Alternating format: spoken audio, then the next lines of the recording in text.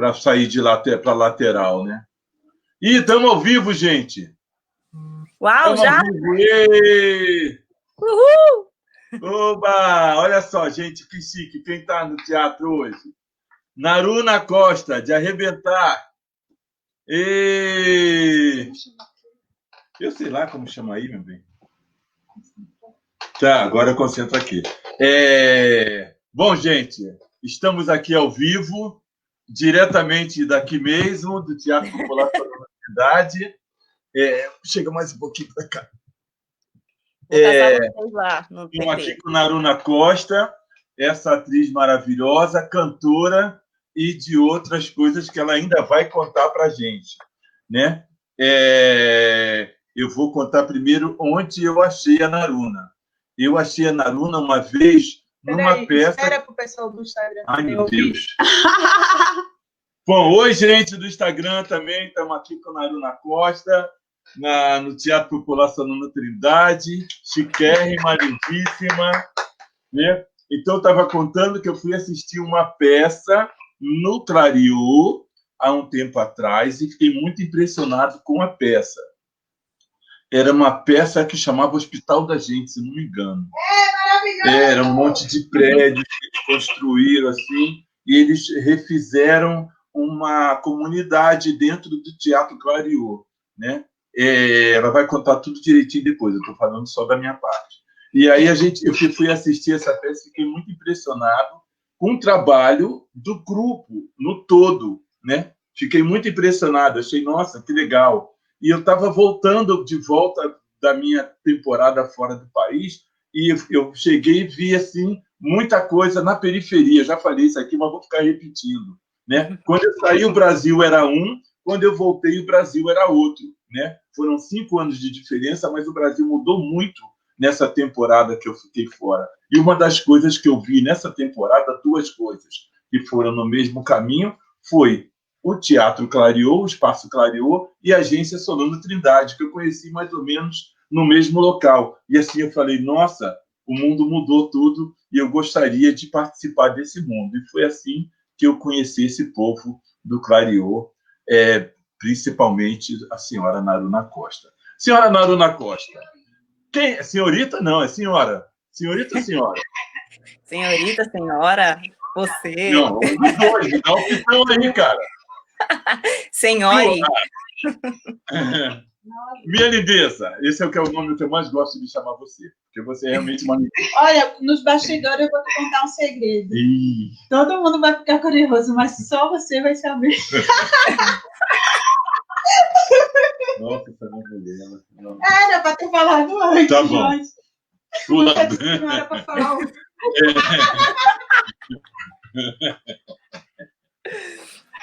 A minha mulher acaba comigo, viu? Então, fala para mim, querida, quem é Naruna Costa? Fala para nós, quem é essa pessoa? Eita. Primeiro, boa noite, Vitor, Elis, essa casa linda, esse terreiro, né, que é o Teatro Solano Trindade. É um prazer estar aqui, uma alegria imensa. Vocês são referência para mim, para o Clariô, para o povo preto que está construindo suas histórias, suas narrativas hoje, há 10 anos atrás, há 15 anos atrás, há 20 anos atrás. Realmente, toda a trajetória da família de vocês que eu considero a família de vocês uma das realezas brasileiras. Então, é uma alegria para mim estar aqui hoje. Bom, eu sou uma artista preta de Taboão da Serra que está tentando de alguma maneira construir as suas histórias a partir do teatro, da dança, da cultura popular, da música, das artes, tentando contar minha própria narrativa, as minhas próprias vivências, sem intermediários, né, de uma forma que dê conta dessa minha experiência como uma mulher preta periférica, eu com todos os meus companheiros e companheiras do grupo Clariô de Teatro. Há 15 anos a gente levantou um espaço, que é o Espaço Clariô, que fica ali na rua Santa Luzia, em Taboão da Serra, uma região que, apesar de se encontrar no centro da cidade, é uma região bastante precarizada por conta das enchentes que sofre todo ano, já históricas, assim. Então, é uma comunidade muito unida e que acolheu a gente há 15 anos atrás para esse grupo de brincantes querendo pensar teatro junto com a comunidade, sendo a própria comunidade e para a comunidade, assim. Então, a partir disso, a gente pensou em criar narrativas, dramaturgias que dessem conta dessas nossas histórias, né? Que sempre são contadas por outras mãos, por outros, com outros olhares de fora, né? E aí, assim nasceu Clareou, assim nasceu essa artista aqui, que vos fala, que compõe, que pensa essa dramaturgia dentro do grupo de teatro, que pensa essa musicalidade dentro das Clareanas, que é o coletivo de música que a gente criou, e que também está no mundo, transitando aí no audiovisual, tentando quebrar um pouco o imaginário, né, que foi construído de forma muito violenta a respeito das nossas imagens por aí. Então, eu tenho consciência de como o audiovisual no Brasil é importante para a formação da nossa população, e o meu objetivo ali é tentar quebrar um pouco esse imaginário, apresentar esse nosso corpo de forma mais digna, né? Mais potente do que, infelizmente, a dramaturgia ou a teledramaturgia mostrou até hoje. Mas sempre com essas referências maravilhosas, desses todos que vieram antes de mim, né? Como por exemplo, a dona Raquel Trindade, que para mim é uma referência, assim, absoluta, né? Pela qualidade da sua trajetória, pela possibilidade de defender o teatro popular, o corpo popular, né, brasileiro, assim, que compreende a dança, a música, a musicalidade, a cena, uma mulher que tem essa trajetória junto à poesia, às artes, e uma doutora, né, uma referência, assim, ela, enfim, a Lia de Itamaracá, todas as nossas antecessoras são grandes referências para nós, assim. É isso. Muito bom, muito bom. Fala um pouquinho de onde você veio. Que você veio, como é esse lugar e o que nesse lugar te trouxe para o teatro, o que te trouxe para a arte? Eu sou do Freitas Júnior, que é um bairro de Taboão da Serra, ali próximo ao Pirajussara, que o Pirajussara é mais conhecido aí. É uma região periférica, e eu cresci ali, né? Meus pais moram lá até hoje, e a minha infância, minha juventude foi cercada dessa periferia anos 90, que era era uma mistura de uma periferia rural, rua de terra, meu pai tinha umas vaquinhas, a gente vendia leite para a vizinhança em garrafas. Eu tenho muito essa imagem, assim, de acordar cedo e ajudar meu pai lá, ou observar meu pai tirando leite da vaca, e aí vender para a comunidade ali próxima, minha mãe fazer queijos e tal, com esse ambiente super rural, né, mas com contraste com essa periferia, né, dos anos 90, muito, muito próxima, assim, e que tinha um aspecto de uma violência muito explícita, né, nos anos 90.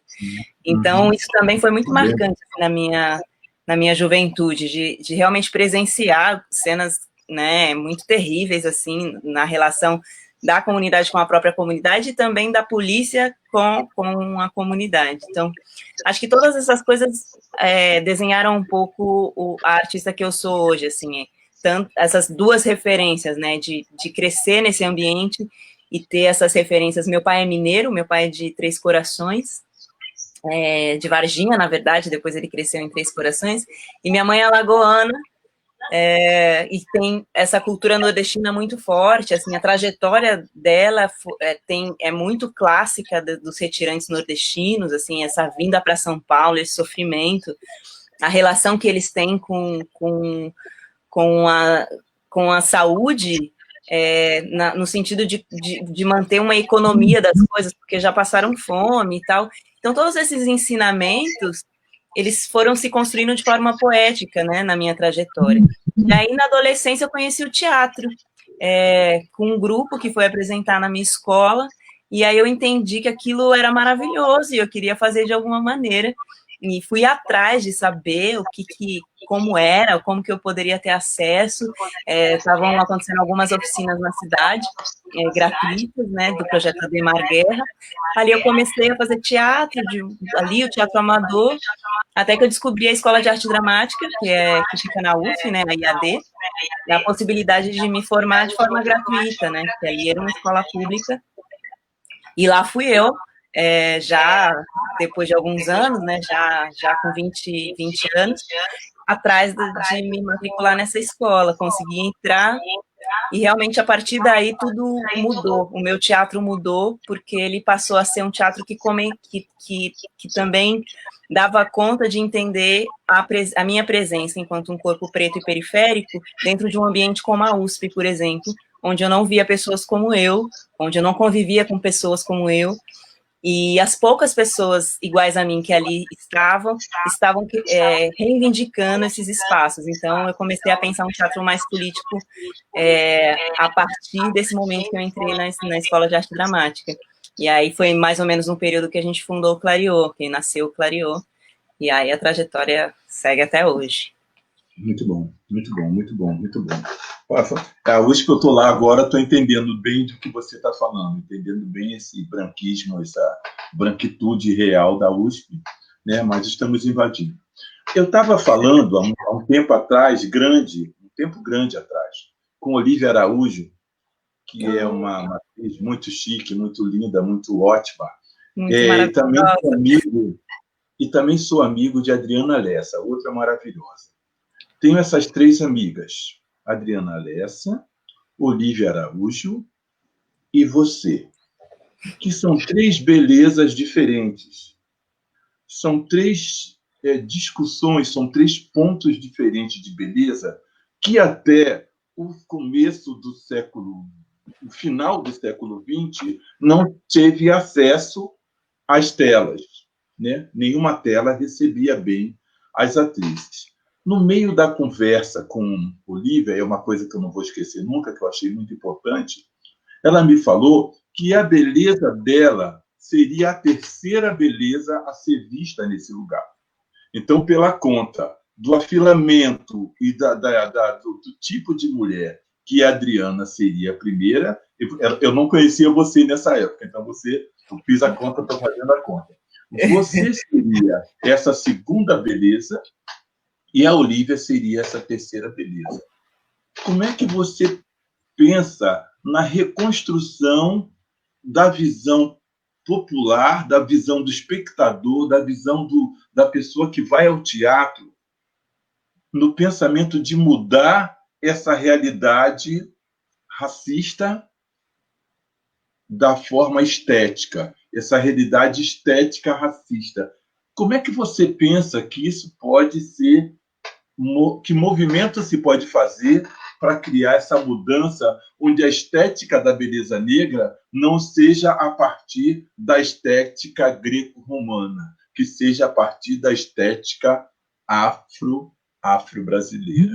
Fala comigo, por favor.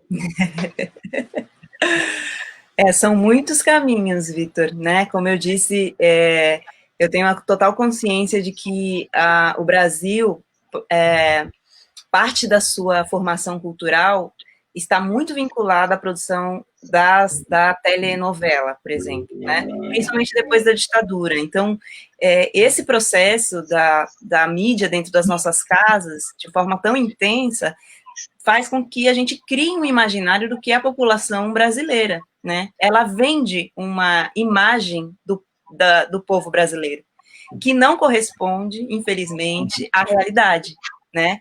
Então, nesse sentido, eu acho que tanto eu, quanto Olívia, quanto Adriana, a gente reivindica esses espaços que não só valorizem, como reconheçam, né? A gente não quer nada além, a gente quer a realidade, que é 50% da população brasileira é preta. E quem determina essa beleza não tá dialogando com essas outras figuras que não estão ali, né?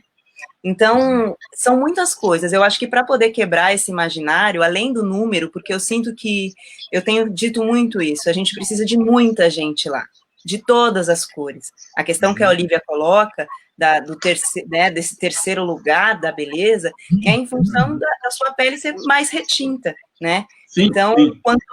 Quanto mais preta você for no Brasil, que é um Brasil que tem o racismo vinculado à marca, que é aos tons de pele, né? Quanto mais próxima à África você esteja, né? Quanto menos branca você for, mais excluída você será, né? Isso tanto para a mulher quanto para o homem.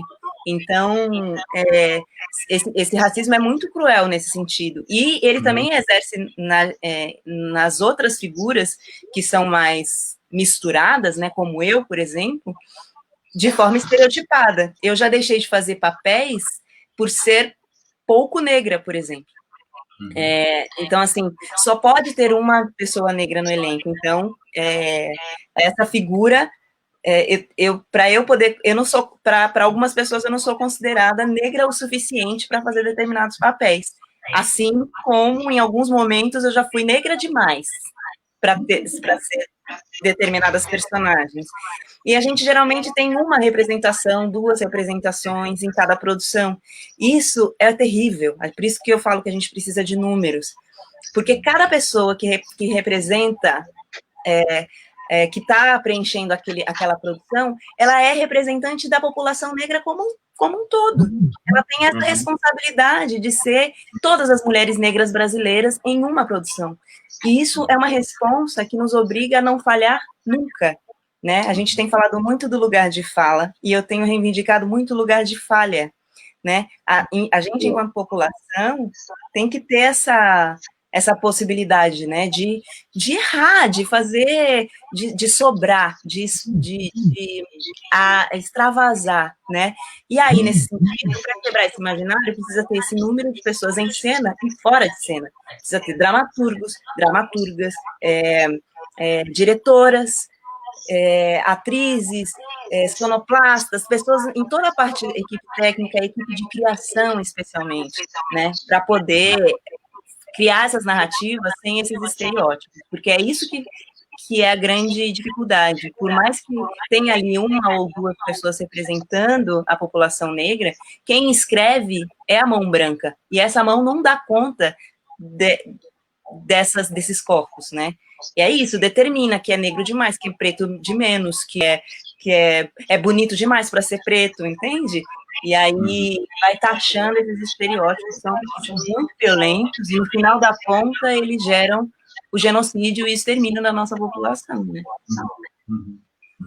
Isso é engraçado, que as pessoas, por exemplo, acreditam, né? As pessoas acreditam muito que a arte ela não é atingida por esses lugares, né? Que a música não é atingida por esses lugares, que o teatro não é atingido por esses lugares, que nós estamos, de certa forma, isentos de agressões, de problemas, né? Então, acho que seria muito bacana também a gente ter uma forma de deixar mais claro para as pessoas que esses problemas eles afetam toda a população brasileira, né? Que não é um problema só de quem mora na comunidade, só de quem mora na favela, né? Só de quem está no tráfico, não. A gente passa todo dia por todos esses... A benção, Mãe Bárbara, né? Que a gente passa todos os dias por esses problemas, né? Como se fosse o cotidiano de qualquer um. Eu acho muito bom essa coisa que você falou de você ser o responsável pela comunidade negra. Isso é tão comum de eu viver isso é tão cansativo, isso dá tanto estresse, isso dá tanto infarte que a gente tem direito, né? Porque você recebe essa carga, esse cargo de responsável pela comunidade negra, né? Então, eu não sou um representante da comunidade negra, eu sou uma das pessoas negras que existem nesse país. E tem gente pra caramba ainda para colocar nesse lugar, né? Então, eu me sinto assim, nesse momento lá na USP, eu me senti muito assim na Europa. Na Europa foi muito difícil, né? Porque, além de ser negro, também era brasileiro, né? E são dois... complica muito, sabe? Nesse lugar de que você tem que estar toda hora falando assim, não, eu tô certo, isso é extremamente cansativo. E a música? Fala da música.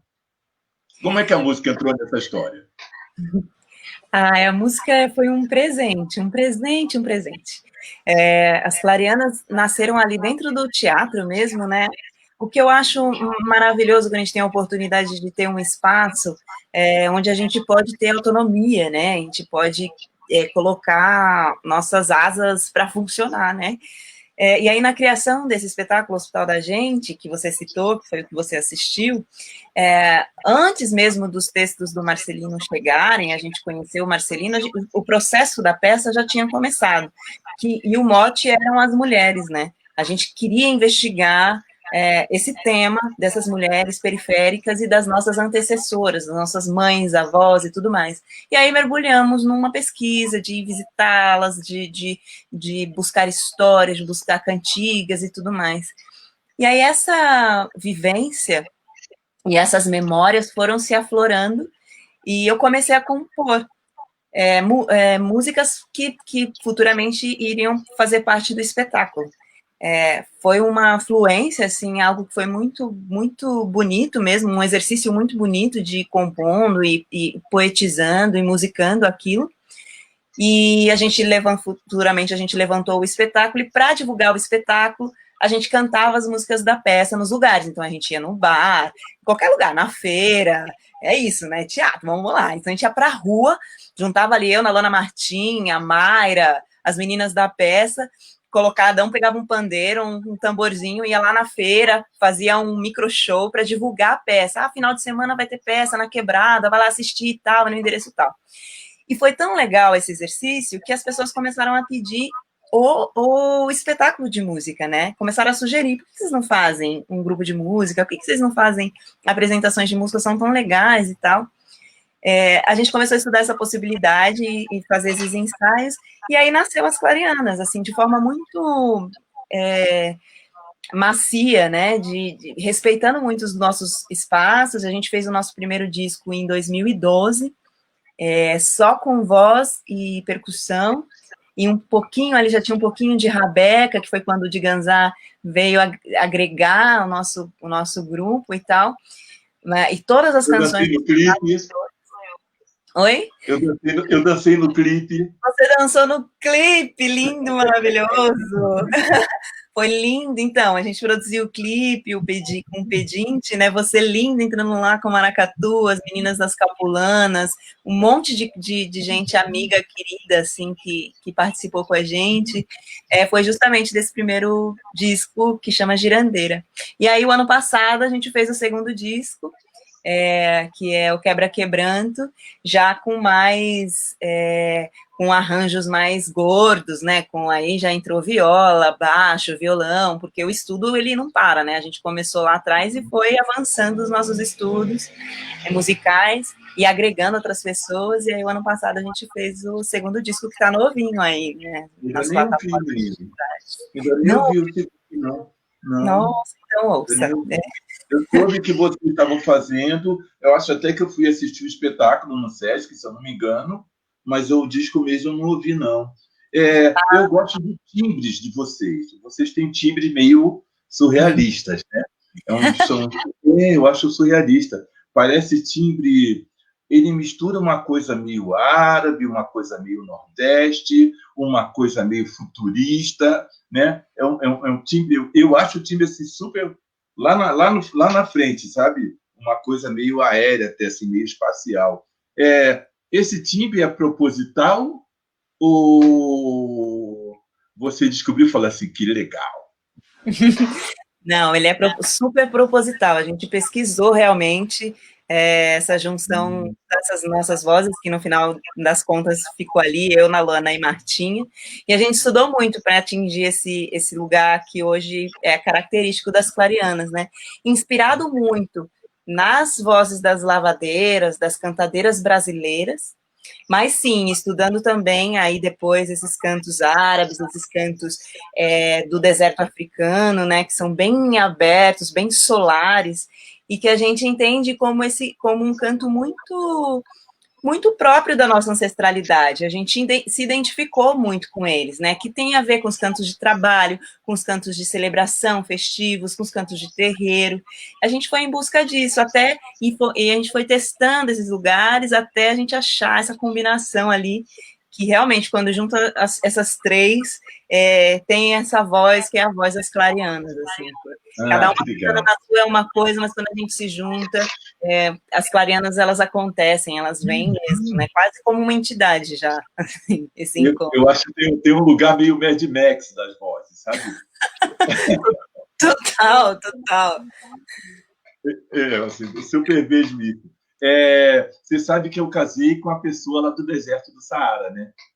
Ah, é? Eu fui no deserto do Saara, eu fui tocar lá. Tem um festival lá, que fica bem na beira do deserto, assim, né? Teve até uma coisa inédita que você não viu ainda na sua vida, que era uma corrida de camelo.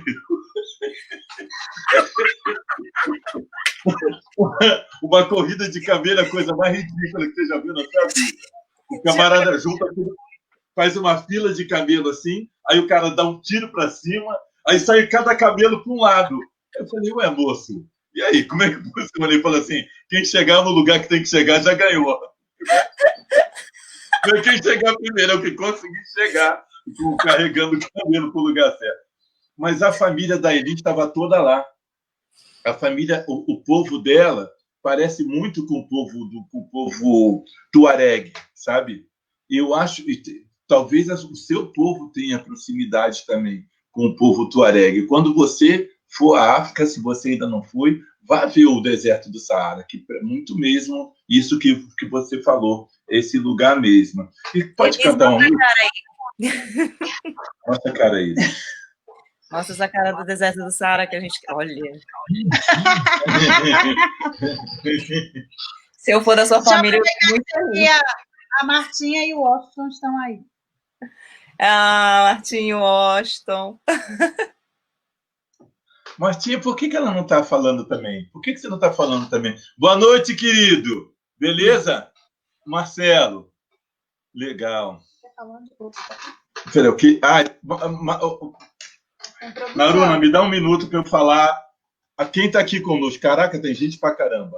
Túlio da Xambá, da galera do Bongá, Martinha, lindeza, Thelma, Roberto Alencar, Regina Célia Trindade, minha querida irmã, Val Perret, ator também como você, que está fazendo a peça Solano lá no Rio de Janeiro, maravilhoso, Felipe Craveiro, Yamarra, Yasmin, Luci Nascimento, Andréia, Dani Black, Flávio, Preto Luiz, Fernando, Thaís Peixoto, meu irmão Carlos Caçapava, Antônio Passa, Aline, Marco Guerreiro, Afro Rodrigues, Sueli Gabriela, Laura Dantas, A Terra, isso eu não sei nem quem é, Vitória, Baby, Henrique Mendes, meu parça, Domênica, é a Domênica, não é a Luana?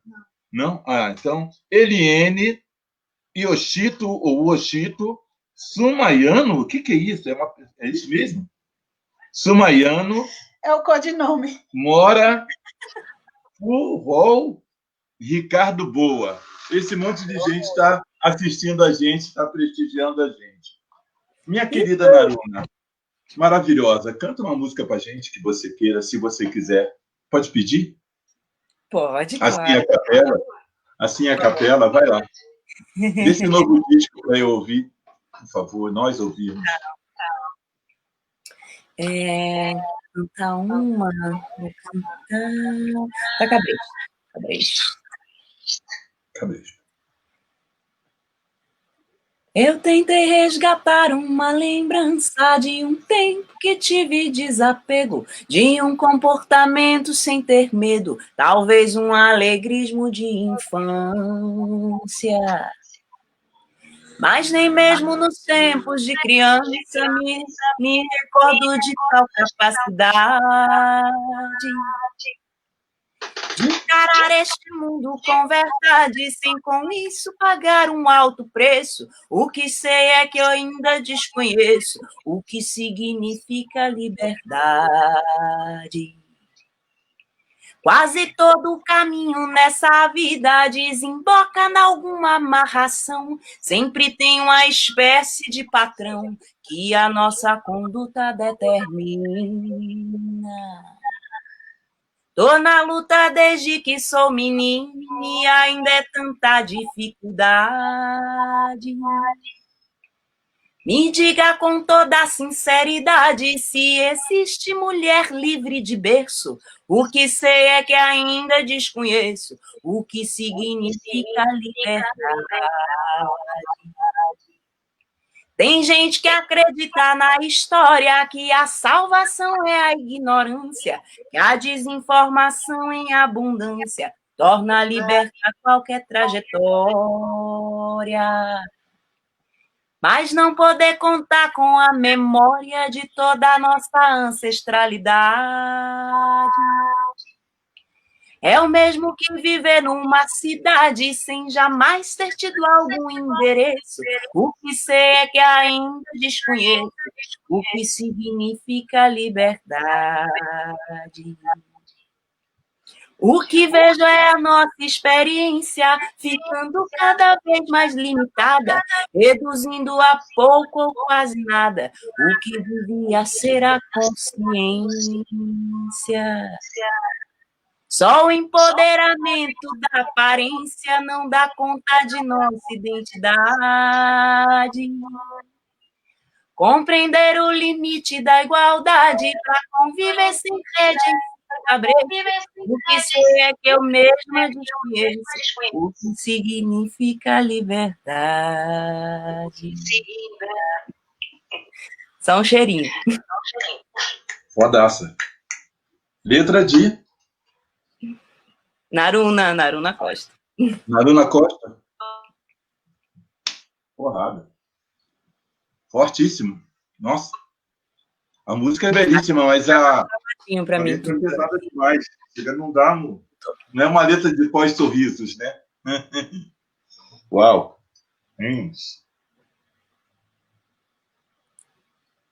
Fagundes falou, Cabreta, música linda. É. Letra sua. Fala um pouquinho de você como compositora, querida. De compositora de música. Peraí que eu vou mudar de voz. A intenção do negócio aqui, peraí. Pronto. Para ver se volta ao Instagram, que o Instagram para mim deu ruim aqui. Vou mudar para o 4G. Pronto, agora eu voltei. Voltou? Voltou. Estão me ouvindo? Tô, agora sim. Diga. Você está me ouvindo? Tudo bem? Está me ouvindo? Tá voltando. Travou, mas voltou. Olímpia Trindade, minha filha. Você está me ouvindo pelo outro lado? Travou de novo. O alto-falante aqui. Travou tudo aqui, né? Aqui travou. Está me ouvindo aí, Naruna? Está me ouvindo? Agora eu estou te ouvindo. Ai, que droga. Tá ouvindo? Tá. Tá ouvindo? Ela tá ouvindo. Então, fala para mim, amiga, dessa Naruna Costa, compositora e poeta. São dois mundos diferentes. Como é que você junta esses dois mundos, né? Como é que você junta esses dois mundos e como é que você traz isso para a discussão com as clarianas, né? Basicamente isso. Como é que você junta esses dois mundos? O da poeta e o da compositora. Vocês estão me ouvindo bem aí? Tô. Sim. Pelo Instagram também? Tudo bem, né? Sim. Tá. Então, nasceu de forma muito naturalizada, assim, realmente dentro do teatro, nessa experiência aí de me sentir livre para expor os meus poemas para o meu coletivo, para o meu grupo. E aí, nesse compartilhar, eu senti que até que tinha um certo talento para isso, para poetizar essas experiências e tal. Certo talento é sacanagem, né? Certa letra é sacanagem, né? Mas segue aí, vai. Vou passar, vou fingir que não ouvi essa parte. Não, mas de forma modesta até, porque eu não me sinto assim uma compositora e tal. Eu acho que Para. Deixa eu te interromper. Por isso que eu perguntei separado, quem é a poeta e a compositora, né? A poesia, você fala, né? Estou ouvindo essa música que você cantou, né? A poesia você fala da mulher, de mulher, como mulher e para mulher, né? Essa é a poesia. Mas a melodia e a harmonização, provavelmente, não ouvi a harmonização, mas a forma que você harmoniza a sua música e a forma que você ritma a sua música, você vai no Nordeste que ultrapassa o mar e vai para o sul da Espanha, ou para o sul da Espanha, para o sul da Espanha, e entra pelo continente africano e vai nesse lugar. Então, são dois caminhos que você faz em separado. Você não faz o mesmo caminho, né? Então, por isso que eu perguntei para você falar deles separados. E isso você não pode dizer que você compõe mais ou menos, porque isso é uma cantiga elaborada, pelo que eu estou ouvindo, né? Pelo que me cagueta aqui o meu cérebro, né? Então, você é uma coisa elaborada, organizada. Então, eu queria que você falasse um pouquinho dessa organização, né? Que não é uma coisa de inspiração momentânea, não, é um desenho detalhado, trabalhado, tanto na questão poética, é um recado organizado para pessoas que você sabe que podem e querem e precisam te ouvir, e a música, como é que ela se encaixa nisso? Pronto, agora eu consegui perguntar. Tá bom. Não, eu acho, exatamente. Tem essa parte da poesia, da construção da poesia, mas quase todas as minhas músicas eu faço já pensando a melodia. E essas melodias, elas são inspiradas muito nessas duas experiências que eu tive em casa, da mineirice do meu pai, que traz para dentro da nossa casa essas cantigas que vêm do congado mineiro, dos reisados e tudo mais. Então, o exercício de ouvir essas cantigas assim já traz de forma natural uma busca melódica assim. E eu acho que o Nordeste tem elaborações de métricas muito sofisticadas, né? Todas essas, sei lá, os repentes, os estilos de repentes, as cantigas dos maracatus, acho que toda a musicalidade nordestina, que aí é a parte da minha mãe que me traz de uma certa forma, ela tem elaborações que para mim são avassaladoras, assim.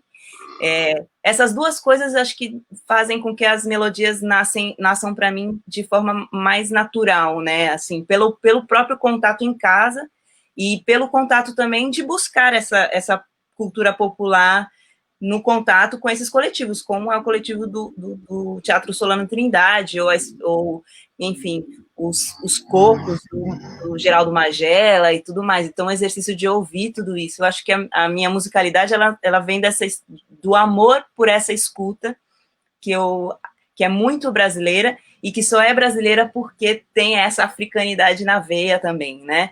Tem essas construções, assim, dessas métricas que são malucas e lindas, e que tem essa raiz africana muito forte. E aí, quando eu conheci muito da musicalidade africana, eu fiquei enlouquecida também, porque são construções rítmicas que nesse disco tem bastante, né?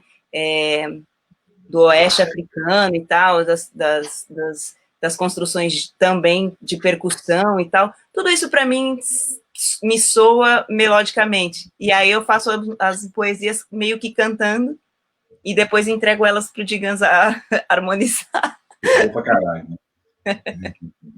Diga uma coisa, vou mudar de assunto. Eu assisti Irmandade em menos de 2 dias, eu acho. Acho que foi mais rápido que isso. Eu não me lembro bem, mas foi muito rápido.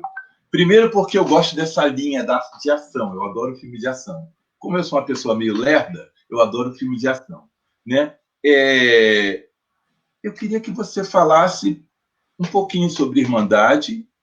Eu queria um pouquinho que você falasse sobre Naruna Costa nas telas, né? Na grande tela.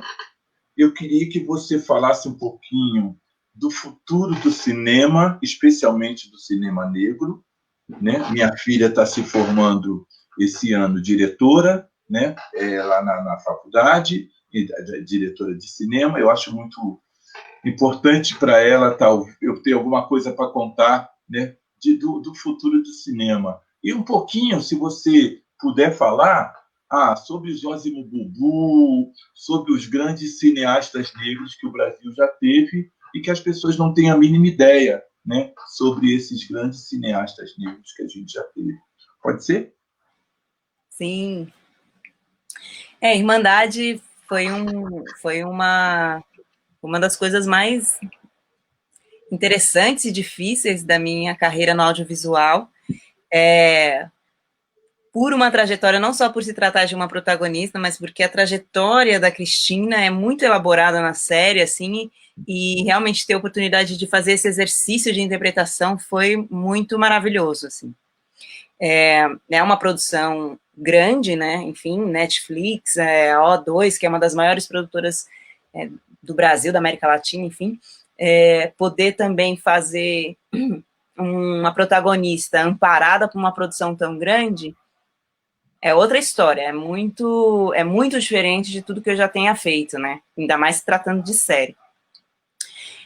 Eu fui muito feliz, assim, em fazer esse projeto, porque apesar de ser um projeto que ainda traz a negritude como protagonista no ambiente da criminalidade, eu acho que trata do tema de uma forma muito interessante e diferente do que geralmente a gente vê nas produções que falam, né, de tráfico e criminalidade e tal. Então, o foco pega em outro lugar, né, a discussão sobre o que é justiça, o embate os dilemas desses irmãos, né, ter trabalhado com o seu Jorge também foi uma experiência muito linda, assim, é uma pessoa que eu fui muito feliz em conhecer, né, a sua trajetória, a sua história, assim, muito marcante, e a forma como ele divide a cena é muito generosa, foi muito interessante para mim.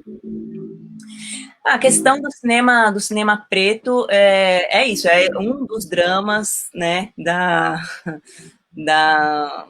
luta antirracista no país, né? Então, a gente precisa tomar esses espaços, a gente precisa abraçar esses espaços para poder dar conta dessas narrativas sem esses intermediários brancos, né?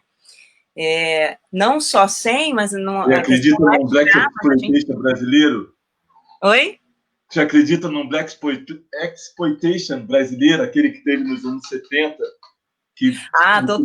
Total. E acho que é possível a gente construir isso. Aliás, acho que a gente está, neste momento, nesse caminho, assim, de construção desses espaços, desses lugares. Não é fácil, mas eu acho que agora a gente está conseguindo dar alguns passos menos difíceis, né? Tem algumas referências, eu acho que são muito preciosas, assim, né, como Jefferson D, que está aí já há muitos anos na tentativa de construir essas narrativas, né, dirigindo, criando esses discursos, o próprio Joelzito Araújo, que tem um documentário que eu acho que ele é uma joia, assim, que precisa ser vista pelo país inteiro, que fala justamente da trajetória dos atores negros e das atrizes negras na teledramaturgia brasileira. E tem as contemporâneas, né, a Renata Martins, por exemplo, a Joyce, que está construindo essas narrativas a partir do olhar da diretora preta, da roteirista preta, né, que constroem coletivos, né, os feminismos negra, que tem essa iniciativa de colocar a mão das mulheres negras em toda a equipe, né? Não só na direção, mas em roteiro, na direção de fotografia, em olhar para esse audiovisual a partir do olhar da mulher preta e também contar a história dessas mulheres. Enfim, a gente tem já algumas inserções que são muito, muito, muito valiosas, mas é isso, ainda são, cada uma delas é uma que representa a comunidade inteira, né? A gente precisa, de fato, ocupar muito mais esses espaços, né? Ainda bem que a sua filha tá aí inserida. Eu acabei de ver um festival agora que foi feito durante a pandemia, um festival de curtas, pequenos curtas, e vi um monte de produção de uma galera preta, assim, de muitos lugares no Brasil, né? De homens, mulheres, meninos, trans, enfim, de uma pluralidade assim imensa, uma diversidade de corpos e pretitudes contando as suas histórias. Então, é uma demanda do Brasil, e eu acho que a democratização que a internet traz ajuda a apresentar essas pessoas para o mundo. Agora, a gente precisa que essas produções ganhem força, né? A gente precisa de dinheiro na mão para fazer com que elas aconteçam. Mas estamos próximas. Tem um fato engraçado que aconteceu comigo em janeiro. Eu estava em Berlim, eu fui para Berlim e me convidaram para uma apresentação de cinema negro, né? E aí fui assistir o filme, né? E bacana o filme. Depois teve uns rancatocos lá que eu arrumei encrenca, a minha amiga também arrumou encrenca, né? Quer dizer, ela arrumou e eu comprei junto com ela, aí ficamos brigando com o pessoal. Mas quando no final teve aquele momento das discussões, né, e tudo, toda a equipe não tinha pessoas negras, né? Só eram brancos. O diretor branco no centro de fotografia, que é justamente isso que você está falando. Então, ainda tem esse lugar para a gente resolver, que é esse lugar da exploração do capital branco sobre a vontade do negro de ter o seu próprio cinema, o seu próprio lugar, né? Então é muito complicado esse lugar dessa falta de dinheiro, né? Como é que a gente vai conseguir ter dinheiro para ter as nossas produções e bancar o nosso público, né? Como é que se banca o nosso público, né? Eu acho que tem lugares, eu acho que os pontos de partida estão vindo a partir da periferia, e é isso que eu acho que está bacana no Brasil, que eu tive numa discussão, acho que foi na semana passada, e que eu percebo que cada vez mais as pessoas estão se interessando menos por ir ao centro, e mais de ficar na sua região e estar visitando as pessoas que estão trazendo cultura dentro da sua própria linguagem, né? Ninguém mais está querendo ir ao cinema na cidade, ninguém vai à Sala São Paulo. Esses lugares eles estão cada vez mais distantes da população, distantes da população branca também, que ninguém mais. Todo mundo por aqui desse lugar, né? Ô, Naruna, eu não sei o que mais que eu quero conversar, eu acho que eu quero ouvir você cantar, porque eu não tenho mais nada para te perguntar, não. O Zinho tá ali. Eu queria comentar sobre essa sua fala aí. Opa, é agora. Eu acho que isso tudo é resultado de um processo muito bonito, assim, do movimento negro mesmo, durante muitos anos, né, de reivindicar a nossa representatividade. A gente ainda está, né, a representatividade ainda é uma pauta muito urgente nesse momento, né, nessa década, mas acho que isso que você diz, que assim, as pessoas estão procurando menos atravessar a ponte para buscar alta cultura, por exemplo, e podendo identificar, é o resultado... uma moto aqui, é o resultado desse processo de luta, assim, de a gente conseguir identificar que a gente quer ser representado em todos os lugares, a gente não quer mais ver coisas que não nos digam respeito. E a gente hoje tem espaços como os nossos, né, como o Teatro Solano Trindade, que fica no Embu das Artes e que, ou seja, essa população dessa região pode ter acesso a esse espaço e, a partir desse espaço, ter acesso à alta cultura brasileira, não é, não é algo inferior, menor ou precarizado, muito pelo contrário, né, é algo que representa essa população e que tem uma qualidade enorme. Então, acho que é sobre isso, é um processo de luta que, assim, a gente demora, mas a gente começa a ver resultados, né? Ainda bem, né?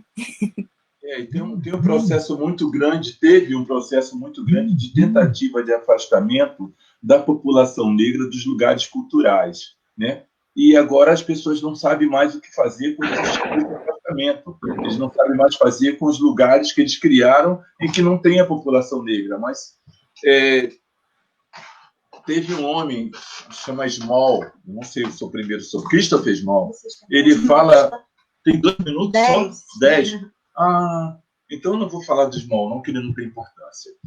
Não, ele tem sim. Ele fala do lugar da sala de concerto, né? Ele fala da sala de concerto como um local em que tudo é feito para que o ser humano desapareça. É muito louco como é que ele desenha isso, né? Aí você vai e memoriza um pouquinho, se você já foi à Sala São Paulo, ou outro lugar ou Teatro Municipal, tenta memorizar as cores das roupas das pessoas, né? Das pessoas que atendem, tenta memorizar as paredes, tenta memorizar o porteiro, então tenta memorizar os músicos, e o desenho que ele faz é que eles põem tudo como se fosse uma coisa pastel, sabe?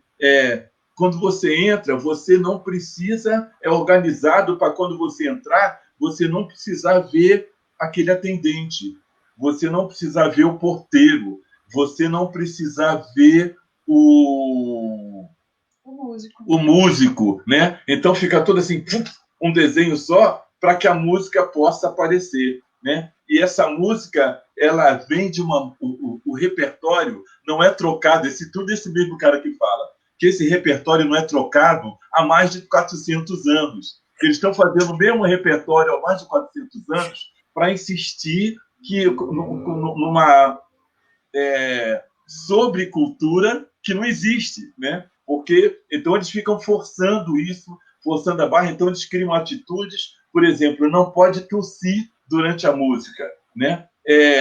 Você não pode fazer um movimento, né?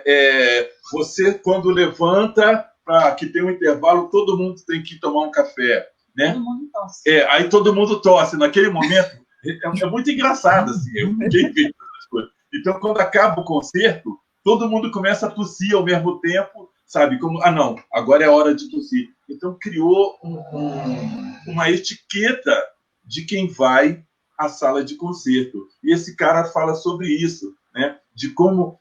E só que eles afastaram as pessoas deles mesmos. Porque para você ser dessa sobrecultura, você teve que tirar essa música que era popular da população e trazer para o que eles chamam de elite e dizer para a população que aquela música era só para elite. Só que eles não estão mais bancando isso. Eles não podem mais pagar as orquestras. Eles não têm ninguém que... Então tem que ser um cara milionário que injeta dinheiro no Teatro Municipal, que injeta dinheiro na Sala São Paulo para manter a orquestra, porque a orquestra está falindo, porque ninguém quer ouvir. Aí quem que vai fazer? Vai trazer a música para a favela, né? Aí traz a música para a favela, mas eu não acho nem um pouco legal, sabe? Um moleque com um violino na mão, vai fazer o quê com aquele violino? E o cara falando para ele, não, funk é uma merda, o que o seu pai faz é uma merda, o que a sua mãe faz é uma merda. Quer dizer, o cara quer vir com a mesma expectativa de desacerto, de desorganização social que ele vem propondo há anos. E um outro cara, né, fala que os primeiros músicos, ou os primeiros grandes músicos do Brasil eram todos negros, né? Que eram os músicos setecentistas, porque os brancos não queriam tocar. Então, todas as orquestras eram formadas pelas pessoas negras. O primeiro grande mestre de música, que se chama Lobo de Mesquita, né? Também era um homem negro. O primeiro cara que fez o Requiem de Dona Maria I, que foi o padre José Maurício, foi o primeiro compositor clássico negro que fez a música para o enterro de Dona Maria I. Então, assim, não adianta querer correr da gente, que nós estamos aí, sabe? Estamos em qualquer lugar. Bom, Naruna, eu acho que está acabando. Eu super agradeço e queria que você fechasse cantando e com seus tchau, tchau. Deixa eu só falar quem está aí. Alemã, Cícera Alves, Fabiano Beni, Fernanda Faran, Tata Alves. Ei, Tata Alves! Alex Barcelos, Carlinhos Ferreira, Sidney Santiago, Zinho Trindade, Daniel, Patrícia Chanti, Vanessa, uhul! Obrigado! Fala, Naruna, canta, Naruna, é tudo teu agora. Eu vou cantar a última música do disco, que a gente na gravação convidou o Chico César para gravar com a gente. Ela fala da nossa relação, foi composta por mim também, a letra e a música, e fala da nossa relação corpo e terra. No momento desse, de pandemia, que a gente está aí, né, mais do que nunca confinados, nós que já somos uma população extremamente confinadas, né, dos direitos sociais e tudo mais, direitos humanos, eu acho que voltar para si, voltar para a terra, com os cuidados com a natureza é fundamental, então vou fechar com essa. Chama Iquiça. Traduzindo o que é meu.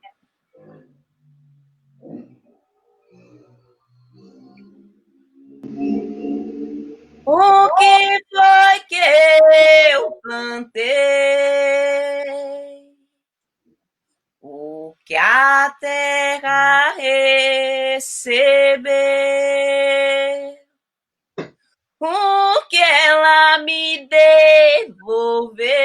O que é dela? O que é meu? O que de mim doei? O que ela ofereceu? No fim, o que é que deu? O que é terra? O que é eu?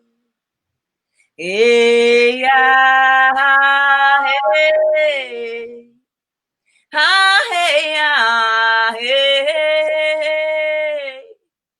ah, ei, ah, ei, ah, ei, ah, ei, ah, ei, ai, ai, saudade.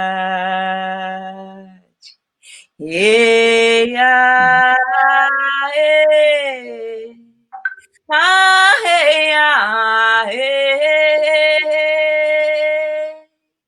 ah, ei, ah, ei, ah, ei, ah, ei, ah, ei, ai, ai, saudade.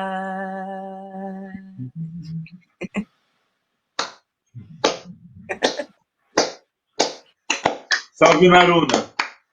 Salve, viva o Teatro Popular, viva o Teatro Popular Solano Trindade, Raquel Trindade, Solano Trindade, família Trindade, Feliz Trindade, eu amo você. Viva a sua lindeza, viva as suas lindezas. Tem um recadinho rapidinho aqui. Amanhã a gente vai abrir o sorteio do livro Oganilu. Então, as regras vão estar lá no nosso Instagram. Então, visitem nossa página do Instagram, de Facebook, de YouTube, tudo. Que é isso, né? A da Naruna também é das Clarianas. Quem não conhece o trabalho das Clarianas, vai lá visitar. E é isso, agradecer em nome da produção, da família.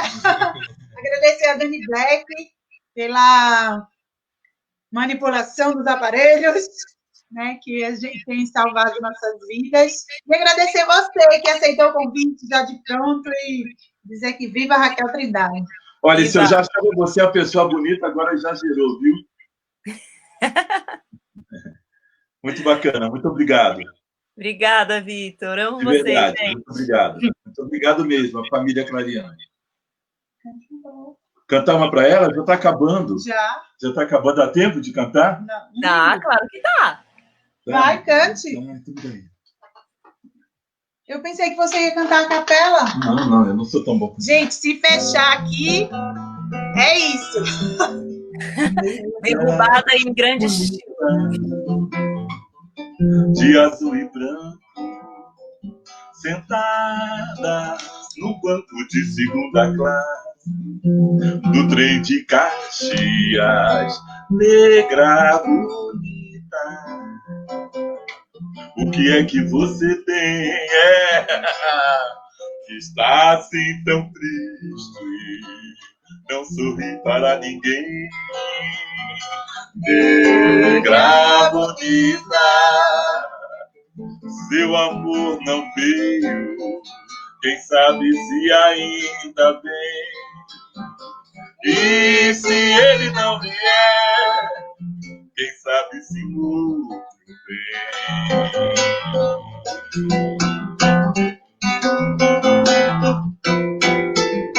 Negra, bonita, de azul e branco, quem sabe se eu não vivo para ser seu novo amor. É ser, né? Não somos da mesma cor. Eu sou o tipo ideal para quem perdeu o amor. Negra bonita, de azul e branco, negra bonita, sentada num banco de segunda classe, em frente a Caxias, do trem da Central, da Sorocabana, da RFFSA. Muito obrigado, dona Naruna. Muito obrigado, família Clariana. Muito obrigado, Dani. Muito obrigado, Solano Trindade. Beijo, obrigado.